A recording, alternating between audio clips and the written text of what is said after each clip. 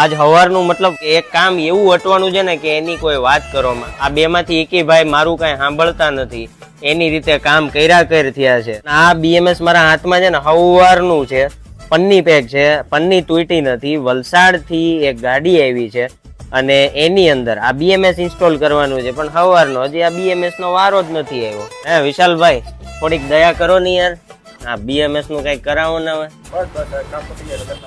એટલે કામ પતી જાય કરવામાં તમે સવારે 9 વાગ્યાનું કહેતા તો હાંજના રાતના 9 વાગ્યા. હવે ગાડી પડી છે તો આ કામ નથી ભાઈ. વાહ ભાઈ વાહ, તમારું એક કામ નહીં ખૂટે.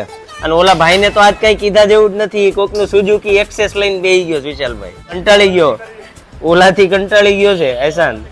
આજ કારીગર મેજોરિટી રજા ઉપર છે, બે જ ભાઈ છે અને વર્કલોડ એટલો છે કે મતલબ એમાંથી એક ભાઈ તો જમાઈ નથી જઈએ કા. અને ગાડીઓનું અત્યારે ધીમે ધીમે કામ ચાલુ છે. આ BMS મને લાગતું નથી કે હવે કાંઈ થાય.